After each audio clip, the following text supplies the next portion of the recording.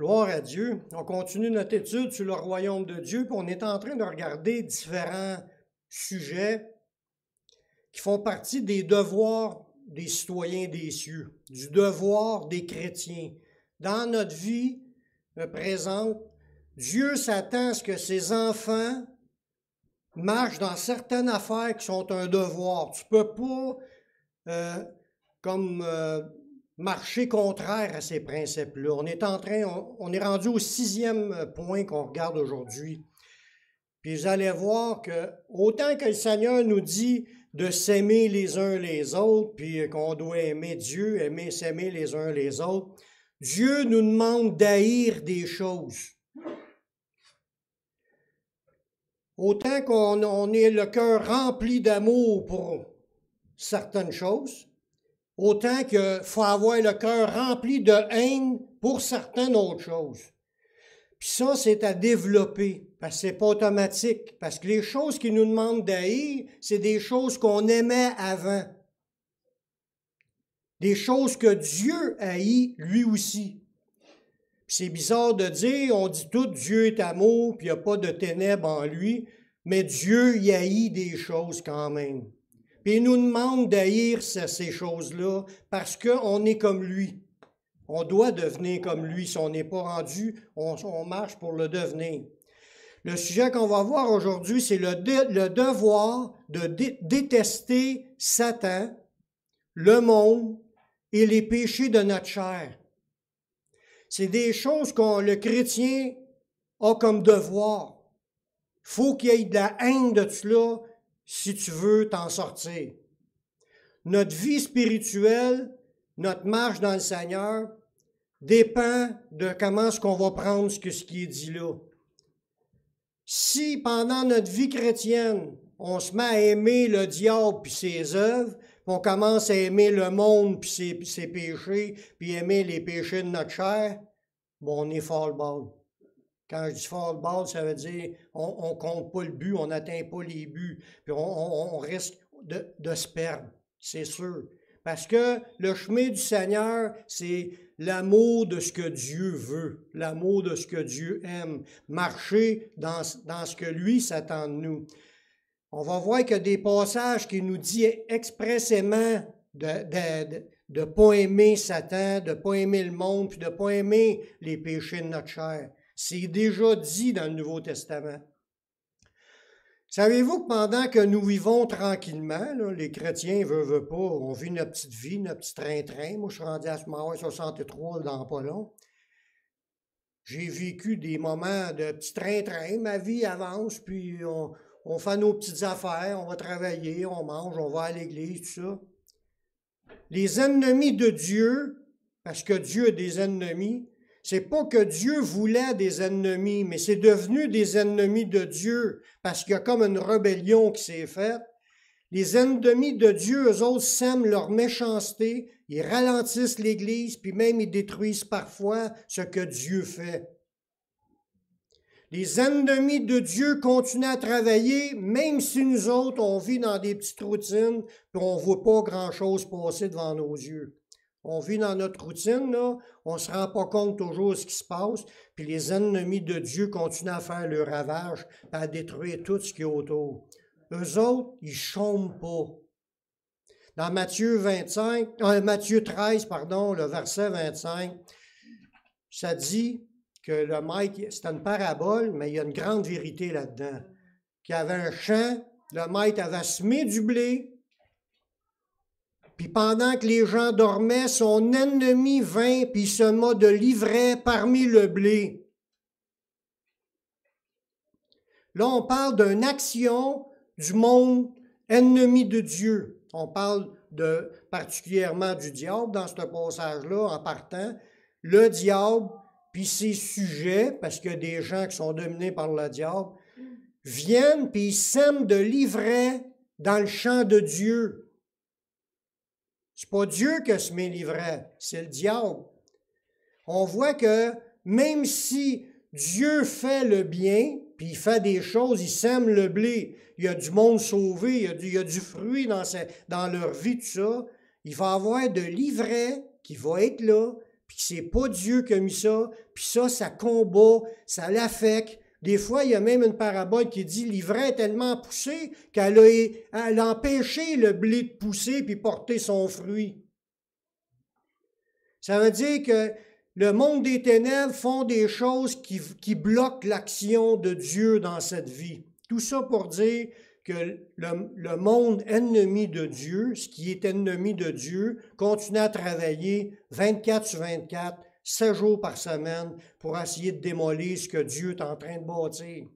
Puis si nous, on n'est pas alerte là-dessus, puis on embarque dans les œuvres des ténèbres, puis on aime ça, puis on participe à ça en plus, mais on est en train de se perdre soi-même, parce qu'on embarque dans ce que l'ennemi a mis. Voyez-vous, si on devient nous-mêmes de l'ivraie, ben c'est ça qui arrive. Une des caractéristiques de Jésus que son Père aimait, ça c'est quelque chose qu'il faut aussi saisir, que ce qui était dans Jésus. C'est une caractéristique à devenir comme lui. Puis ça, Dieu il aimait ça, ce que Jésus avait comme caractéristique-là.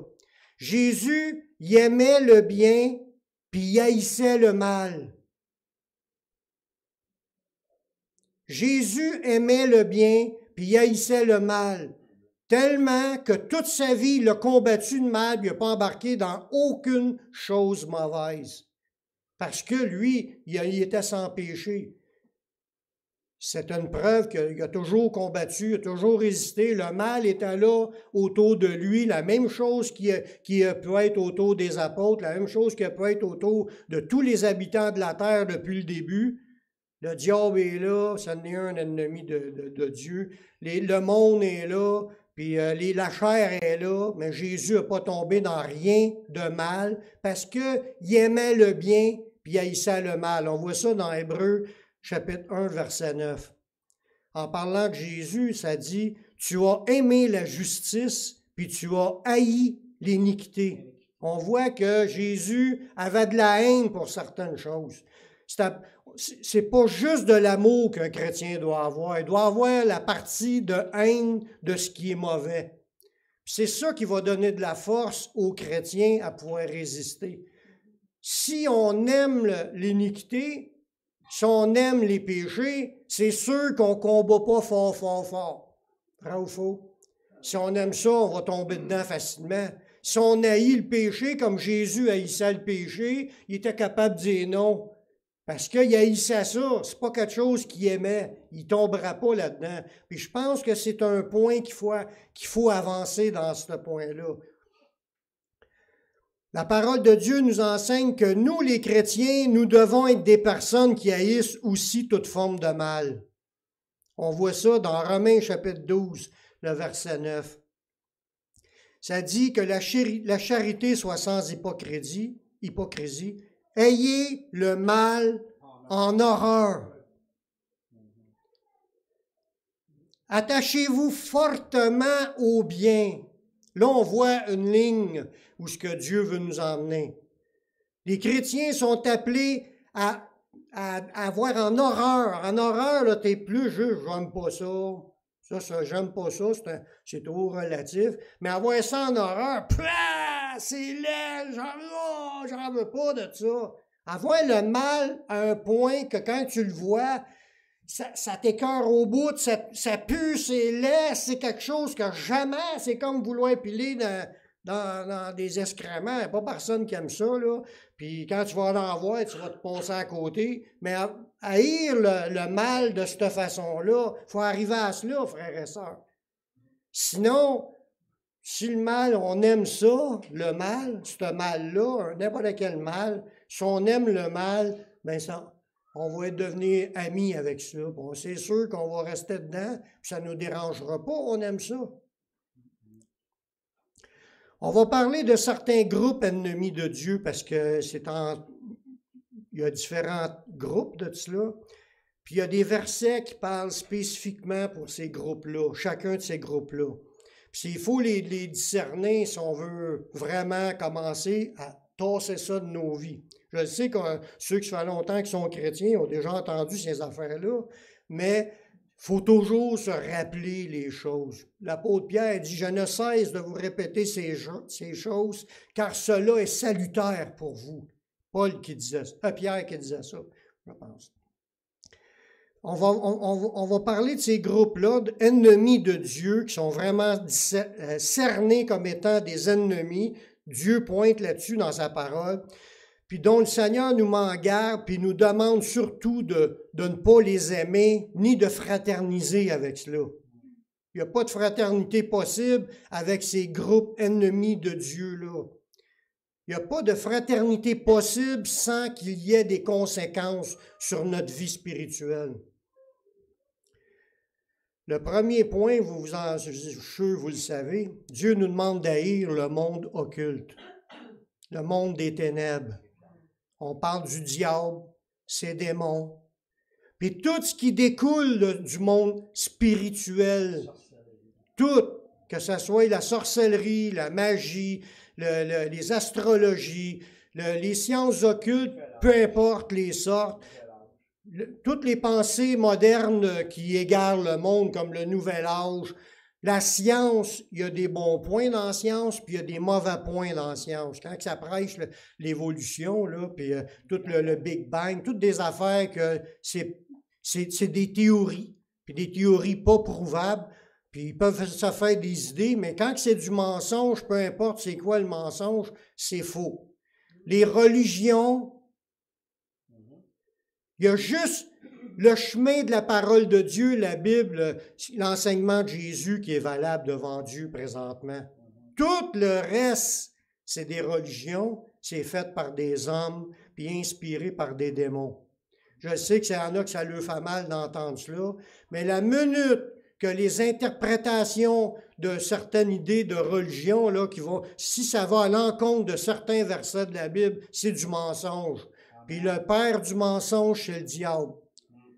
Puis il y en a que dans leur religion, ils vont dire que la Bible se contredit, puis la Bible est fausse, puis ils ne se basent pas sur la Bible, ils se basent sur les dires de certains personnages au niveau, puis ils changent des choses, puis ils en ajoutent, puis ils en enlèvent, puis les religions y évoluent. La parole de Dieu, elle demeure éternellement. Elle ne change pas. Puis Jésus n'est pas revenu depuis le 2000 ans là, jusqu'à aujourd'hui. Il n'est pas revenu pour changer une seule virgule de ce qui est écrit. Tout ce qu'il y a là, c'est encore 100% valable, qu'on y croit pas, qu'on aime ça, qu'on n'aime pas ça, c'est ça. Ça ne vient pas de nous, ce que nous aimons ou pensons, ça vient de ce que Dieu a révélé puis qu'il a imposé à la planète. On va être jugé face à cela. On n'a pas le choix, c'est le livre de Dieu. Dieu nous demande d'haïr le monde occulte parce que le monde occulte, c'est méchant.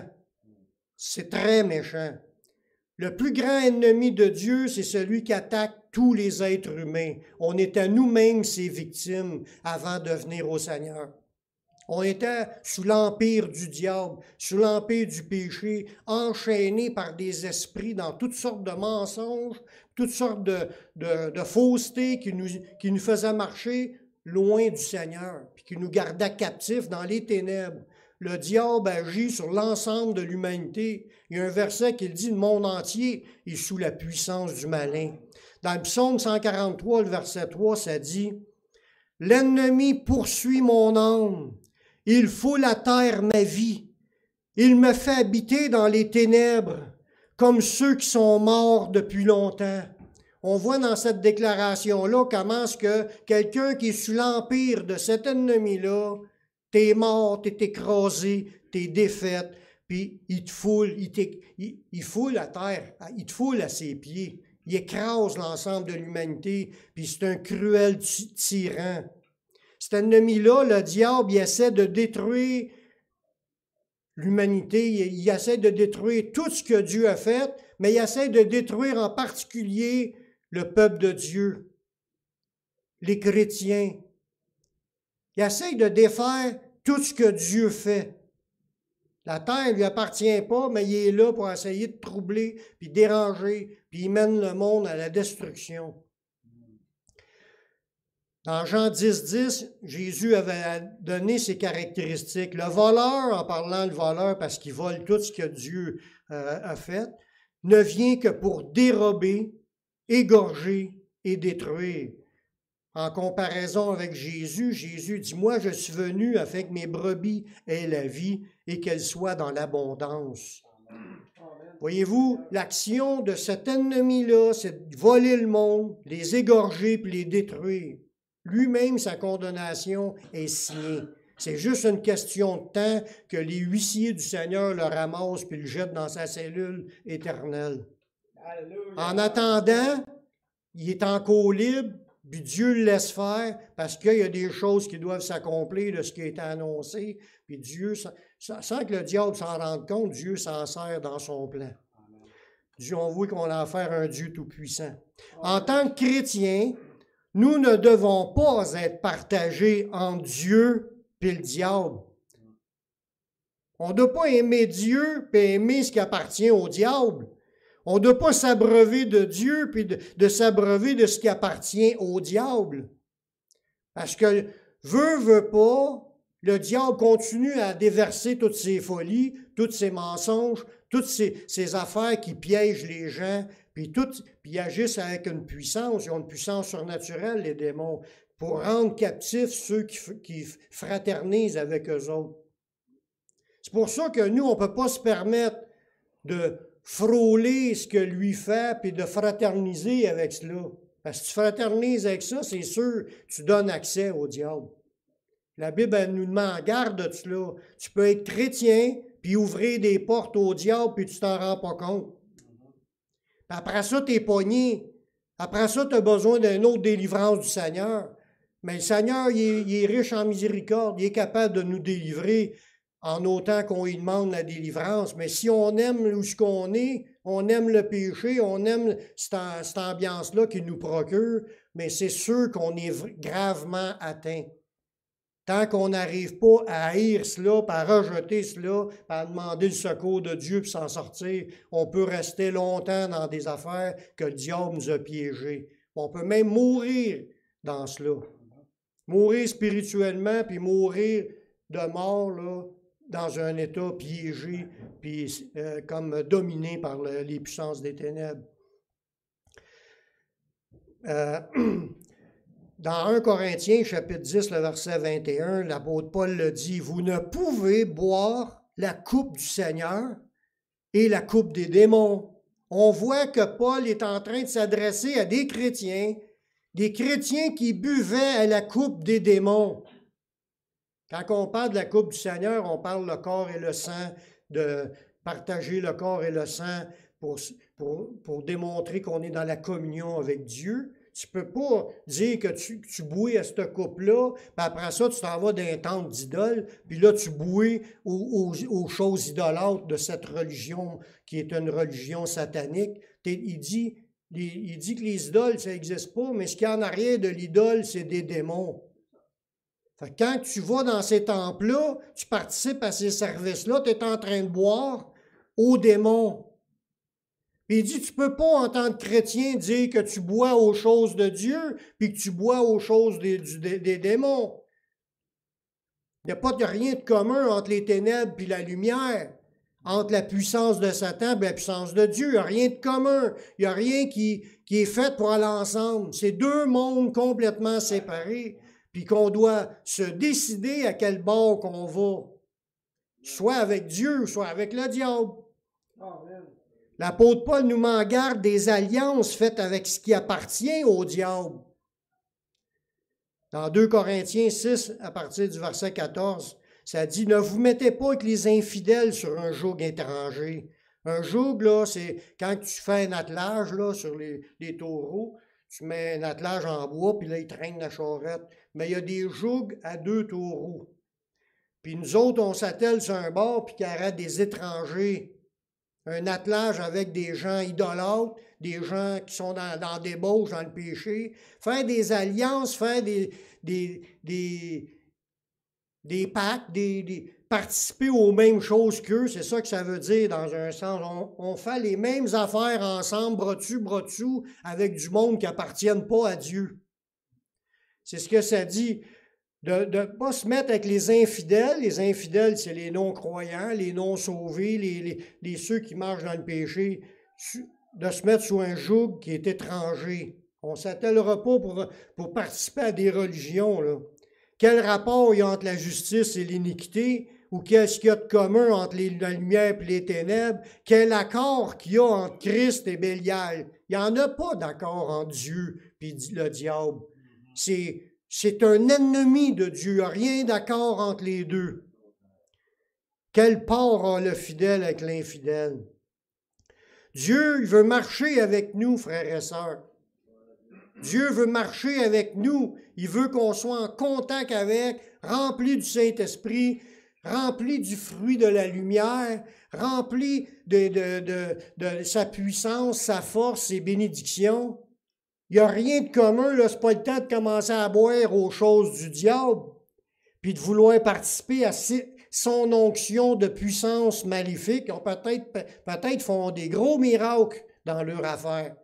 Jésus, il n'est pas impressionné par les miracles. Ce n'est pas les miracles qu'il regarde, Jésus. Il regarde si tu marches dans l'obéissance au Père. Il dit, Seigneur, il dit, c'est pas tous ceux qui disent Seigneur, Seigneur qui vont rentrer, c'est celui-là seul qui fait la volonté du Père. Il y en a plusieurs qui vont dire, on a fait des miracles en ton nom. Puis Jésus lui dit, il fallait que tu obéisses à la volonté du Père. C'est pas, il ne regarde pas au miracle, il regarde à l'obéissance. Si les religions prêchent des mensonges, il pourrait avoir les miracles que ça voudra. C'est pas la puissance du Seigneur qui est là, si c'est pas l'obéissance à la parole telle que ça a été annoncé. Puis moi, vous dire, il y en a des fausses doctrines qui se véhiculent. Puis que les chrétiens même vont croire à ces affaires-là parce qu'ils ont bu à cela. Tant qu'ils n'haïront pas ce qui est mensonge, ils vont rester poignés dans ces mensonges-là. Il faut arriver à avoir la vérité dans nos yeux, là, pour que quand on discerne du mensonge, on tasse tout ça, tout ce qui va avec aussi. On n'a pas besoin, en soi-disant que je veux plus de force, plus de puissance, puis tu te fais imposer les mains par n'importe qui, n'importe quand, du monde que tu ne connais pas, puis tu ne sais pas dans quoi ce qu'ils sont, eux autres. Puis là, il prêche des faussetés dans sa prêche, puis on dit tout amen à tout. Wow! Il faut faire bien attention. Il y a plein d'antéchrists dans le monde, dans ce temps-là, puis encore bien plus aujourd'hui. Puis même dans ce temps-là, Paul le dit qu'il y avait des ministres de Satan, des pasteurs, des prédicateurs. C'est écrit dans Corinthiens, 2 Corinthiens au chapitre 11. Il y a des ministres de Satan déguisés en ministres de justice. Puis ils prêchent des faussetés, puis ils marchent dans un autre esprit, avec un autre Jésus, puis une autre doctrine.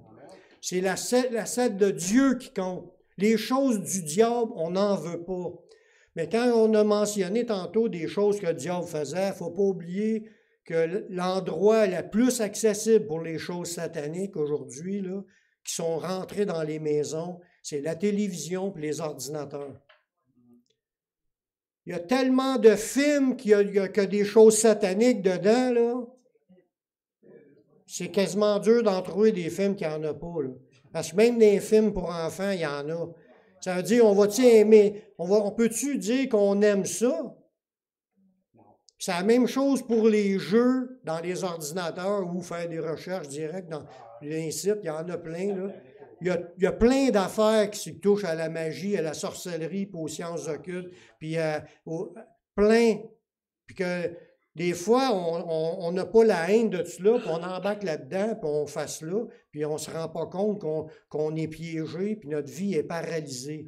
On n'a plus de fruits.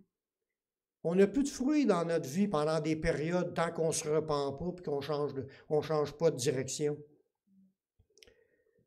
Dieu veut marcher avec nous, mais il s'attend à ce que son peuple se sépare afin qu'il nous bénisse. Il nous dit ça dans 2 Corinthiens 6, le verset 16. Quel rapport entre le temple de Dieu et le temple des idoles, là? Car nous sommes le temple du Dieu vivant, comme Dieu l'a dit. J'habiterai, je marcherai au milieu d'eux, je serai leur Dieu, puis ils seront mon peuple. On voit là-dedans que Dieu avait déjà prévu un plan, qu'il se trouverait un peuple parmi les habitants de la terre, puis que Dieu marcherait au milieu d'eux. Mais il y a des conditions. C'est ça qui est dit dans le verset 17, le verset suivant. Il dit, c'est pourquoi sortez du milieu d'eux et séparez-vous, dit le Seigneur. On voit que Dieu ne veut pas qu'on aime le monde occulte. Ne touchez pas à ce qui est impur et je vous accueillerai. Il parle aux chrétiens, là. Il dit que touche pas au mal des ténèbres, parce qu'il n'y a rien entre les ténèbres et la lumière. Touche pas à ça, sépare-toi. Puis là, il dit, je vais t'accueillir. Et je vous accueillerai. Là, je serai pour vous un père, puis vous serez pour moi des fils et des filles, dit le Seigneur Tout-Puissant. Dieu désire une relation saine, mais une relation... il ne veut pas partager la relation. C'est quand ça appartient juste à Dieu. Unique, il y a un autre mot pour cela, je ne m'en rappelle plus. Il veut qu'on lui appartienne en propre à lui tout seul. Il ne veut pas qu'on soit des vases partagés où ce que les ténèbres déversent en nous, puis que la lumière, lui, il ne restera pas là, Dieu. Il ne peut pas tolérer. Il dit, touche pas à ce qui est un peu, là, je vais t'accueillir. Comme quand on a fait les 2 micros, on a été purifié à 100%. Oui. Après ça, tout de suite, 2 minutes après, on recommence à pécher. Puis si on peut retomber dans plein d'affaires, puis il faut continuellement se demander pardon, puis demander au Seigneur de nous purifier, puis en même temps de dire non au péché. On ne peut pas pratiquer le péché volontairement pensant qu'il ne se passera pas de conséquences. C'est le contraire. Dieu dit, si tu veux une relation profonde avec moi, sépare-toi de ce qui est ténébreux, de ce qui est méchant, puis toute forme de mal. Sinon, on pêche, on désobéit, puis ça mène séparation entre Dieu et nous. Dieu n'aime pas le péché. Il ne peut pas se réjouir d'être dans la présence de personnes qui pêchent volontairement. Il nous appelle à ce qu'on puisse combattre contre le péché. Puis sa grâce est toujours là pour nous accueillir, nous pardonner, nous renouveler, nous délivrer. Puis il faut toujours s'accrocher à ça toute notre vie. Deuxième point, deuxième groupe que le Seigneur vise à ce qu'on devrait haïr, Dieu nous demande aussi d'haïr les péchés du monde. Le monde, là, présentement, il ne faut pas se le cacher, il est sous l'influence du diable. Le monde entier est sous la puissance du malin, que ça dit. Puis l'influence du diable, les mensonges, les faussetés, le trouble, les chicanes, le mal, là, mais tantôt je l'ai dit, le diable il est venu pour voler, dérober, égorger et détruire. Lui, il cherche à détruire tout ce que Dieu a fait. Le monde est sous son influence. L'enseignement du Nouveau Testament, il a pour but de nous séparer des pratiques du monde pour nous amener à comprendre de plus en plus ce que Dieu aime. Quand je suis venu à Jésus, là, je ne savais pas grand-chose là, sur que c'est quoi que la Bible l'enseigne. Je l'ai appris graduellement. Plus que tu médites la parole, tu lis la parole, tu la médites, plus tu es à l'écoute du Seigneur, plus que le Seigneur donne ses idées à lui. Puis l'enseignement, là, elle a pour but de nous séparer des pratiques du monde. Pour qu'on arrive à comprendre de plus en plus ce que Dieu aime. Puis là, on avance là-dedans dans ce que Dieu aime. Si on a une bonne volonté de vouloir s'en sortir. Si on arrive à vouloir s'en sortir. C'est ça qui est le point. Dans Romains 12:1, ça dit, « Je vous exhorte donc, frères, par les compassions de Dieu, à offrir vos corps comme un sacrifice vivant, saint, agréable à Dieu, ce qui sera de votre part un culte raisonnable. Ne vous conformez pas au siècle présent. » On voit là ici, c'est quoi l'ordre du Seigneur. On vit dans ce monde, puis il dit, conforme-toi pas à ce qui est là. Ce qui est là, puis ça, c'était écrit il y a 2000 ans. C'était bien moins pire ce qu'il y avait il y a 2000 ans que ce qu'il y a aujourd'hui comme corruption. Là. On est rendu comme dans la fin, là, dans le pire du pire. Il dit, ne vous conformez pas au siècle présent, mais soyez transformés par le renouvellement de l'intelligence, afin que vous discerniez quelle est la volonté de Dieu, ce qui est bon, agréable et parfait. Fait qu'en tant que chrétien, on est tout appelé à développer un discernement pour discerner ce que Dieu aime. Mais il dit, conforme-toi pas, vis pas de la même façon que le reste du monde. C'est ça qu'il nous dit. Suis pas le monde dans le mode, dans le pensée, dans le corruption, dans le péché.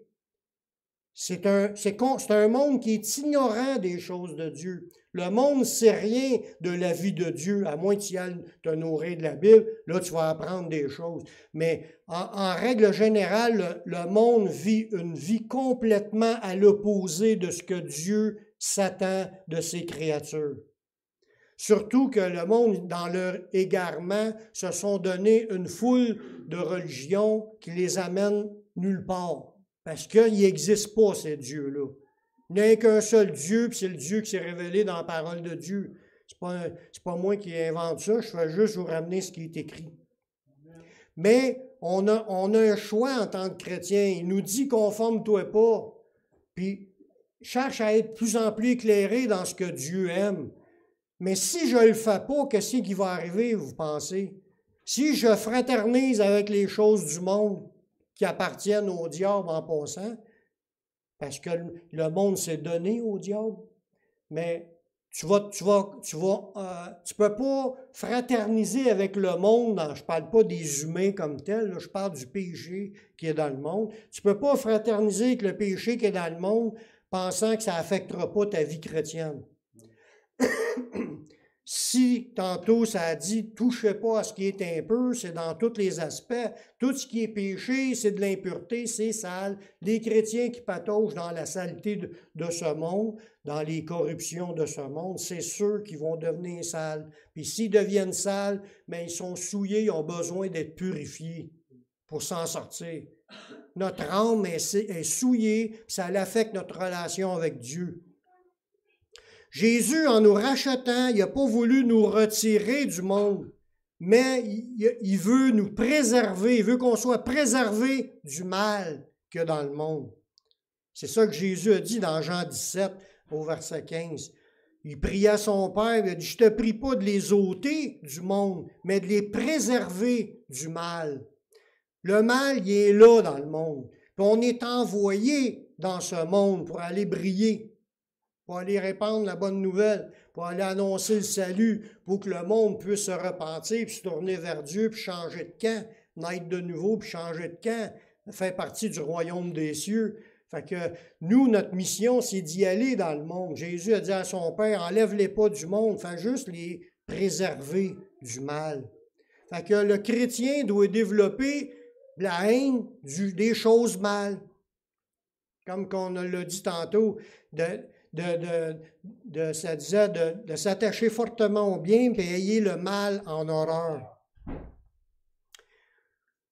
Dans 1 Jean 2,15, on va voir que les chrétiens sont appelés à point aimer les pratiques mauvaises de ce monde. Dieu déclare que si nous aimons le mal dans ce monde, mais nous ne l'aimons pas. C'est fort là, ce qu'on va le dire. On peut dire « Oh oui, je l'aime Dieu, puis t'es 2 pieds dans le péché. » Tu es un menteur, tu ne comprends pas. Si tu es dans le péché, tu n'aimes pas Dieu. C'est ça. Si tu aimes le péché, tu n'aimes pas Dieu. Dans le prochain verset, c'est en 1 Jean 2, verset 15. « N'aimez point le monde. » Là, il nous le dit carrément, là, d'avoir de la haine pour le monde. Je ne parle pas des humains, là, parce qu'il nous dit d'aimer nos ennemis. On parle du péché pratiqué par les humains. Les pensées populaires de mensonges du monde, tout ce qui est véhiculé là, de mauvais. N'aimez point le monde, ni les choses qui sont dans le monde. Si quelqu'un aime le monde, l'amour du Père n'est point en lui. Ben beau dire, oh j'aime Dieu, puis t'es dans l'adultère, t'es dans toutes les formes de péché là, qui existent, là. Tu dis, oh j'aime Dieu. Dieu dit, t'es un menteur. Ça, commence par haïr cela, puis là, tu démontres à Dieu que tu l'aimes. C'est de même que Dieu marche. Tu veux montrer à Dieu que tu l'aimes, là, Jésus a dit, si vous m'aimez, gardez mes commandements. Si vous m'aimez, gardez ma parole.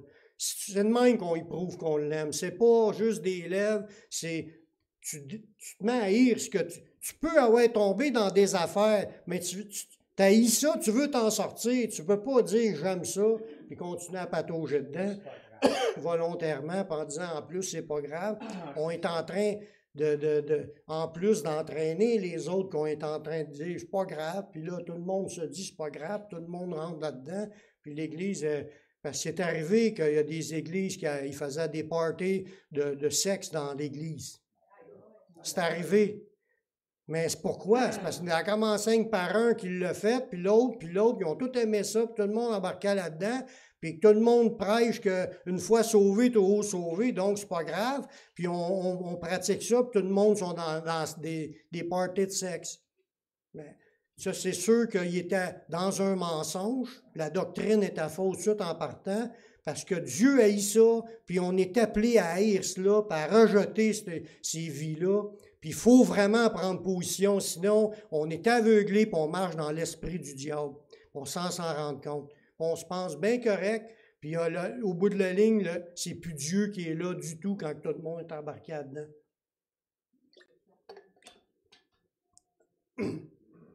On continue ce verset-là parce qu'il y a d'autres points. Il dit, « N'aimez point le monde, ni les choses qu'on dans le monde. Si quelqu'un aime le monde, l'amour du Père n'est pas en lui. Car tout ce qui est dans le monde, là, il dit c'est quoi? La convoitise de la chair, la convoitise des yeux, l'orgueil de la vie. » Fait que la convoitise de la chair, ça va loin, là. Les yeux, la convoitise, là, parce que tu veux posséder plus. C'est un péché, c'est de la cupidité. Plus d'argent, plus de biens, plus de sexe, plus de contrôle ces autres, plus parce que c'est l'orgueil, là, tu veux contrôler l'orgueil de la vie, puis on se pense bien bon, bien fin, bien smart, au-dessus de tout. Il y a tout, là, c'est large, là, tu peux englober tous les péchés quand tu parles des convoitises charnelles. Ça peut être la drogue, la boisson, ça peut être les excès de table. La Bible parle de tous ces points-là. Bon, il dit, ça vient point du Père, ces choses-là. Ça vient du monde. Puis ça dit, le monde passe, puis ça convoitise aussi, mais celui qui fait la volonté de Dieu demeure éternellement.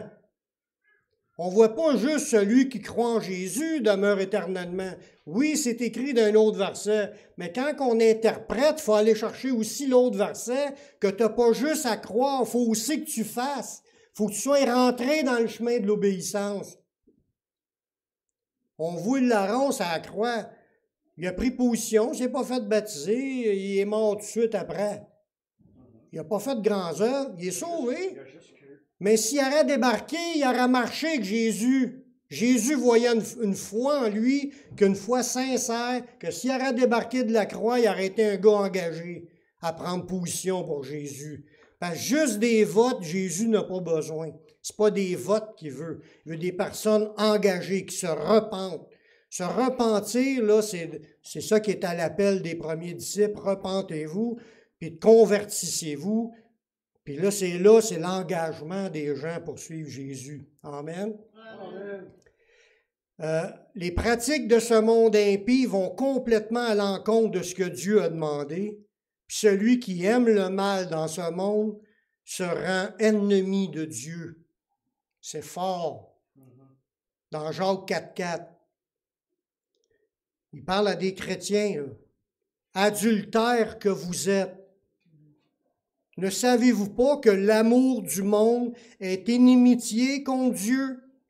Celui qui veut être ami du monde se rend ennemi de Dieu. Hey, c'est grave, c'est profond ce verset-là. Il parle à des chrétiens, des gens qui avaient tout accepté Jésus. Il dit, si tu es en amour avec le péché dans le monde, c'est ça qu'il veut dire, là, puis autrement dit, tu te vis là-dedans, puis tu penses que c'est pas grave, là, et tu es en train de te rendre ennemi de Dieu. Comme je vous disais tantôt, Dieu, il y a des ennemis. Le diable, le monde, puis il y en a un autre qu'on va nommer tout de suite après. Puis il dit, si tu fraternises avec ce monde-là, tu es rendu avec eux, plus avec Dieu. Il dit, tu es rendu un ennemi de Dieu. Fait que les chrétiens doivent apprendre à dire non au péché. Dire non à ce qu'il y a dans ce monde qui déplaît à Dieu. Si on ne veut pas que Dieu soit tanné, m'emmener, puis qu'il nous disqualifie. Dieu nous demande aussi, comme troisième point, d'haïr les œuvres de péché de notre chair, de notre corps. Parce qu'on a parlé du diable, on a parlé du monde, mais il faut parler un petit peu de notre chair, puis de ses convoitises à elle. Parce que la majorité des péchés qu'on a pratiqués, on les a aimés. C'est des choses qu'on a aimées. On finit par les haïr, puis demander à Dieu de nous en sortir, mais des fois, même, on peut encore aimer un peu, puis il y a des affaires que c'est pas si déplaisant que ça, mais quand tu les vis, le corps il est satisfait, mais ça ne veut pas dire que t'es correct, ça. Quand tu réalises, puis tu commences à combattre contre les affaires, puis tu demandes de l'aide au Seigneur, il faut sortir ça de ta vie, tu n'en as pas de besoin. C'est que le corps, lui, il aime des affaires dans ce monde. Puis si on le laisse aller, il n'y a plus de limite là, pour ce qu'on va pratiquer. Tout est offert aujourd'hui, sans reproche. Tu peux aller coucher avec la femme du voisin, sans reproche, c'est normal. Il y a des parties où le monde, c'est des échanges de partenaires à tour de bras. C'est rendu, là, ça allait avec 5, 6, 10 personnes consentantes, puis c'est une orgie. Ils sont tous consentants, le monde va dire, c'est pas grave, ils sont consentants, pas du tout. Dieu haït cela. C'est des péchés graves devant Dieu. C'est contre ses 10 commandements de ne pas faire adultère. Tout le monde sont dans le péché, puis ils pensent tous que c'est correct parce qu'ils sont consentants. Pas du tout.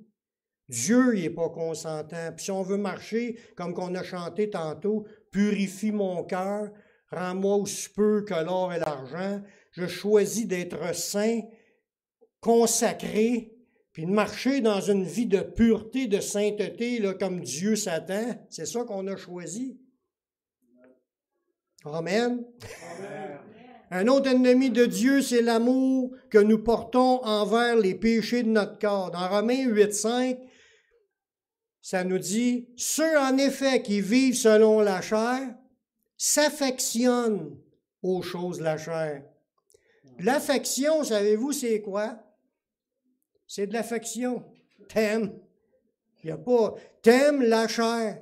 T'aimes les choses charnelles. T'aimes les plaisirs de la chair. C'est ça l'affection.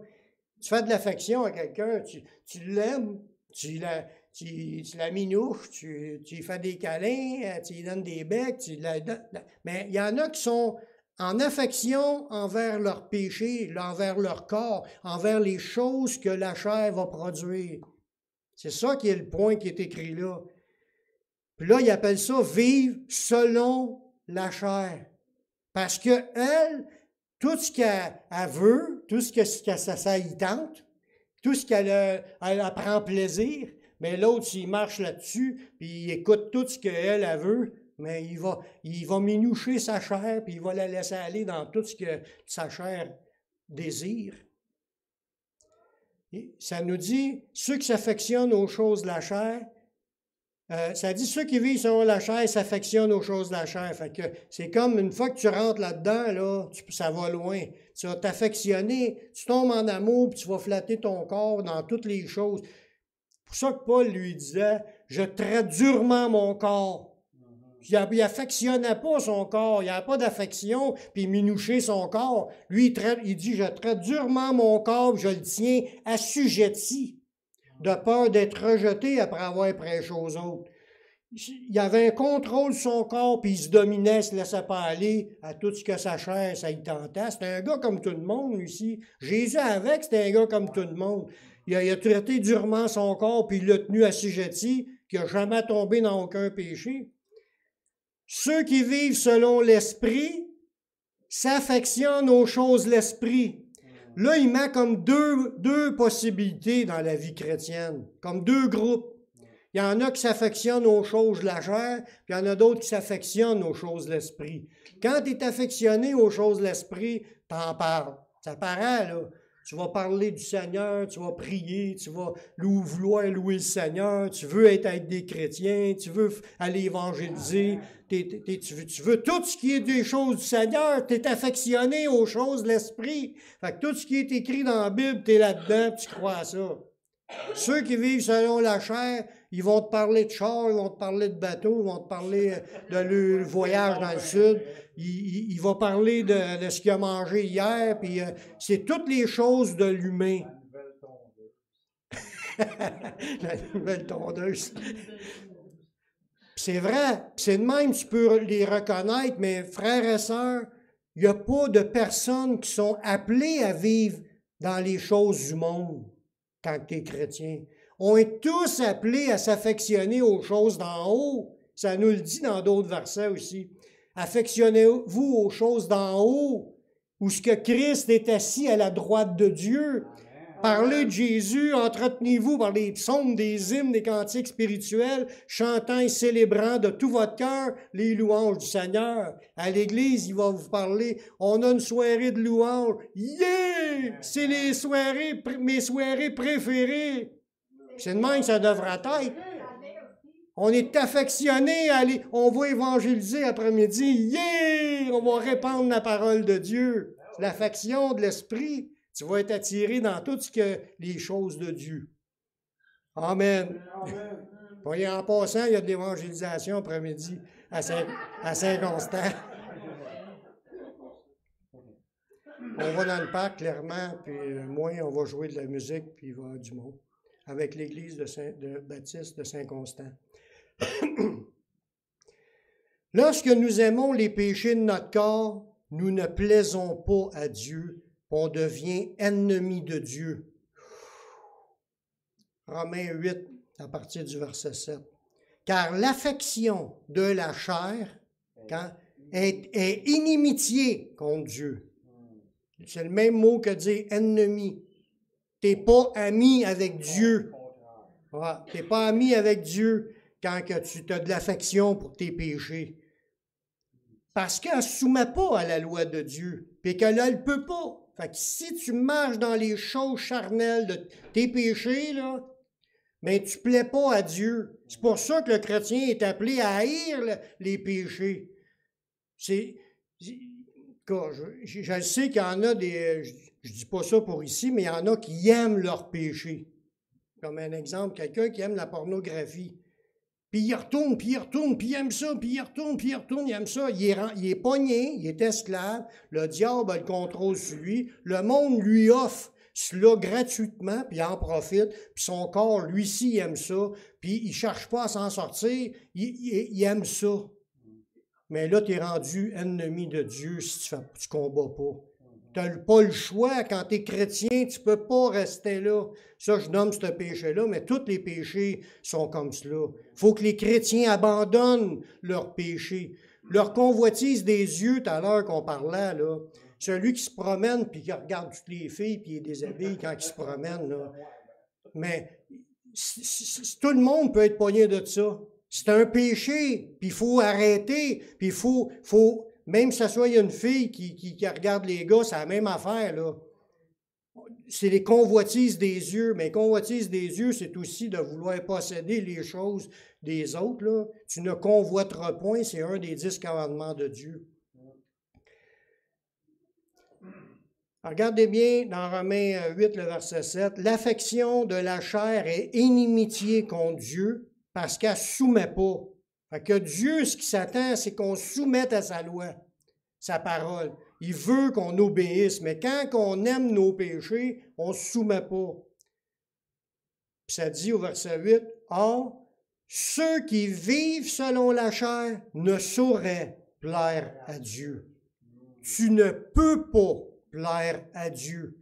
Ça ne plaît pas à Dieu. Pourquoi? Il y a une seule chose que Dieu il trouve plaisant, c'est de voir du monde qui obéisse. C'est la seule chose qui plaît à Dieu. Ce n'est pas ceux qui disent Seigneur, Seigneur, c'est ceux qui font la volonté du Père. Il faut que tu sois dans un cœur à vouloir obéir tout le temps. Puis si tu tombes, tu sais que tu as tombé, tu demandes pardon, tu demandes de te purifier ou de te libérer s'il y a des esprits après toi, parce que des fois, c'est des tentations là, que l'ennemi va mettre. Bien, tu résistes, puis tu combats, puis tu prends autorité dans le nom de Jésus, tu invoques le sang de Jésus pour te purifier, puis tu t'en sors. Tu t'en sors. Parce que Dieu, il est fidèle et juste. Dieu est fidèle pour nous pardonner puis nous purifier de toute iniquité. C'est à cause de sa fidélité qu'on va s'en sortir. Nous, on a juste à avoir le cœur à vouloir changer, puis lui, il va faire le reste. Amen. Dieu nous appelle à nous affectionner aux choses de l'esprit. En tant que chrétien, il faut laisser faire, laisser de côté les affaires sataniques ou les affaires de ce monde ou les convoitises de notre chair. Faut développer une affection, un amour de plus en plus grandissant aux choses qui appartiennent à Dieu. Dans Romains 8,6, l'affection de la chair, c'est la mort. Tandis que l'affection de l'esprit, c'est la vie et la paix. On la veut-tu, cette paix-là? On veut-tu la vie? S'il faut tomber en amour avec Jésus, puis s'accrocher à lui. Je finis avec un dernier verset. L'enjeu, il est grave. Le combat qu'on a à livrer, il est grand. Il faut toujours être sur nos gardes. 1 Timothée 6,12, Paul a dit à Timothée, « Combat le bon combat de la foi. » On voit que la foi, dans la foi, il y a un combat à y avoir. Il y a des luttes, il y a de la résistance, il faut frapper, il faut combattre dans la foi. Il y a une guerre présentement. Comme j'ai dit tantôt, si nous, on tombe sur une routine et on trouve la vie bien ordinaire, mais le monde des ténèbres, il ne lâche pas d'attaquer, puis de détruire, puis de dévorer, puis de vouloir nous voler ce que Dieu nous donne, vouloir nous faire perdre nos promesses, puis vouloir nous faire déraper, puis nous emmener dans les ténèbres. Il ne lâche pas de travailler. Fait que lâchons pas de combattre. Il faut combattre, frères et sœurs. Résister, prier, s'accrocher aux promesses, puis continuer à vous attacher aux choses d'en haut, dans la prière, dans la louange, dans les choses de Dieu, puis vous allez flotter. Vous allez flotter, vous allez être dans la paix, dans la joie du Seigneur, dans sa puissance, puis il va vous garder. Il dit, combat le bon combat de la foi. Saisis la vie éternelle à laquelle tu as été appelé et pour laquelle tu as fait une belle confession en présence d'un grand nombre de témoins. Timothée avait confessé, mais il avait relâché le combat. Là, Paul a dit, réveille-toi, là, combat le combat de la foi. Saisis la vie éternelle à laquelle tu as été appelé. On pourra se répéter la même chose à chacun de nous. Saisissons la vie éternelle. Combattons le bon combat. Haïssons le mal, rejetons le mal, puis marchons dans la présence des choses de Dieu. Amen. Dans la présence de Dieu, puis dans l'affection des choses de Dieu. On va prier. Seigneur, je te remercie pour ta parole qui est vraie. Je te remercie pour les révélations, puis tout le rafraîchissement que tu nous mets dans notre esprit par les versets de ta parole. Continue à nous fortifier, Seigneur, qu'on ait des cœurs à vouloir combattre le bon combat de la foi tout le temps, à garder la foi, puis à résister contre les choses de ce monde, à ne pas se laisser aller là-dedans. Garde-nous dans les choses de l'esprit, à s'entretenir de les choses de l'esprit, qu'on peut s'aimer les choses de l'esprit. Merci de ce que tu vas faire, Seigneur, au milieu de nous. Je te prie dans le nom de ton Fils Yeshua. Amen. Amen.